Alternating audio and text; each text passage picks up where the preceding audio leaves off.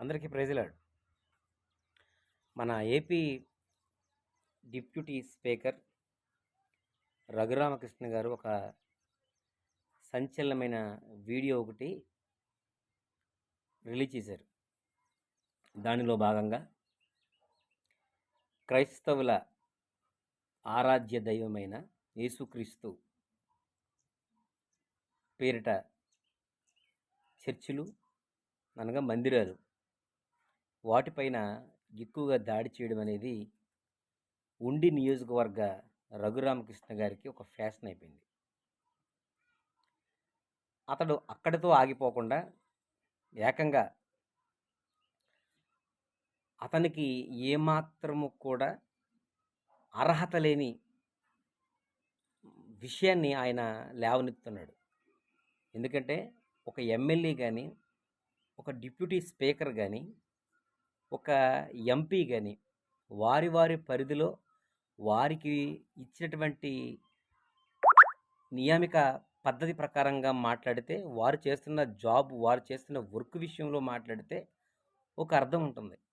ఈయన ఒక నియోజకవర్గానికి, ఒక ప్రాంతానికి, ఒక వర్గానికి అనగా మతోన్మాదానికి చెందిన వ్యక్తిగా మనకి క్లియర్గా కనబడుతున్నాడు. దాదాపుగా 8-9 చర్చిలను అతను కూలగొట్టాడు. అనేక పాస్టర్స్ని, అనేక క్రైస్తవ్య ప్రార్థనలకు వెళ్ళే వారిని ఇబ్బందులు పెడుతూ, వారిని కొట్టినట్లుగా, వారిని చిత్రహింసలు పెడుతున్నట్లుగా ఇవన్నీ అనేక వీడియోస్ వస్తున్నాయి, చూస్తున్నాం.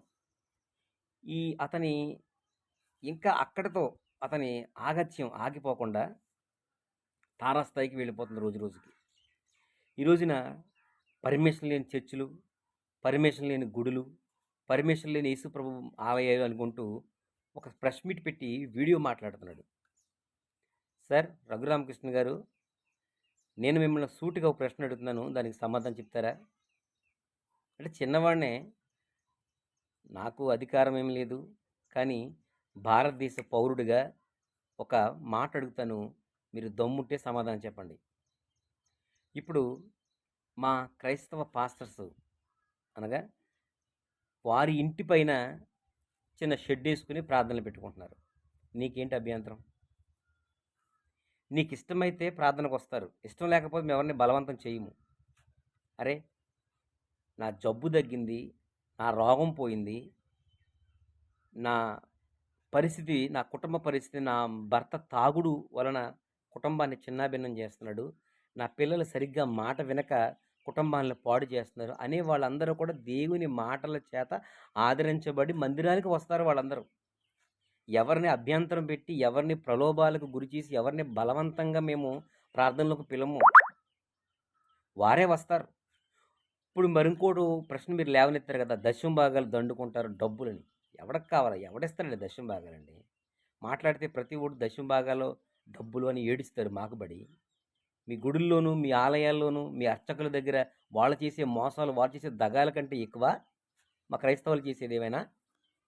ఏం దశమ భాగాలు వస్తాయండి? అరే, 100 రూపాయలు పెట్రోల్కి రావు మాకు, 300 రూపాయలు కూడా రావు మాకు, అయినా మేము వాటి గురించి ఆశపడతామా?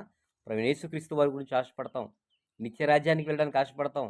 ఏ కుటుంబం నుంచి అయితే, ఎక్కడి నుంచి అయితే మనం బయటకు వచ్చామో మరలా ఆయన దగ్గరికి, నిత్యరాజ్యానికి మనం వెళ్ళాలి అని, నీతిగా, నిజాయితీగా, యథార్థంగా జీవించాలి అనేటువంటి విషయం కొరకు మేము పోరాటం పడతామే తప్ప డబ్బుల కోసం కాదు సార్ మేము పరిచర్యలు చేసేది. సరే, ఏదేమైనప్పటికీ ఇలాగ అంటున్నారు, అది మీ విజ్ఞప్తికి వదిలేస్తున్నాం, అది మీ ఉద్దేశం అటువంటిది. అయితే నేను ఒక ప్రశ్న అడుగుతాను. మరి ఈ మందిరాల గురించి, చర్చిల గురించి మీరు మాట్లాడుతున్నారు. మరి మేము ఒక ప్రశ్న అడుగుతాం ఏంటంటే, ప్రతి ఈదికి, అంటే ప్రతి ఊరిలో కూడా ప్రతి వీధికి ఒక పశువులమ్మ తల్లనో, అంకాలమ్మ తల్లనో, అమ్మూరు తల్లనో, వీధులమ్మ తల్లనో, గుమ్మాలమ్మ తల్లనో, గుబ్బల మంగమ్మ తల్లనో, వెంకమ్మ తల్లనో, ఏదో ఒక తల్లనో, ఏదో ఒక గుడి ప్రతి వీధికి ఉంటుంది. మరి వాటన్నిటికీ పర్మిషన్ ఉందా? కలెక్టర్ గారు ఆర్డర్స్ ఇచ్చారా? పర్మిషన్స్ తెచ్చుకున్నారా మీరు అందరూ? ఏది? రాజ్యాంగం మీకేనా మత స్వేచ్ఛ హక్కు ఇచ్చింది?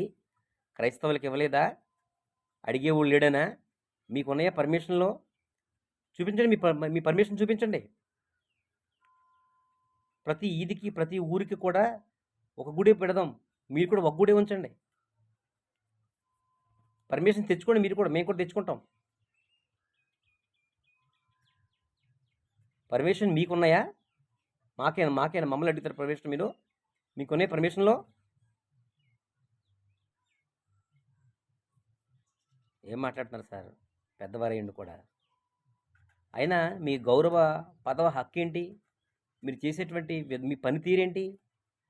మీ పనితీరు డిప్యూటీ స్పీకర్ అంటే మీరేంటి? మీ హోదా ఏంటి? అరే, మత మార్పుల మీద మతోన్మాదంలా తయారయ్యండి సార్ మీరు. ఇంత దారుణాతి దారుణంగా, ఇంత నీచాతి నీచంగా, ఇంత హీనాతి హీనంగా, అసభ్యకరంగా మీరు పరిపాలిస్తున్నారే మీ వైఖరి. మీకు కూడా ఇలాగనే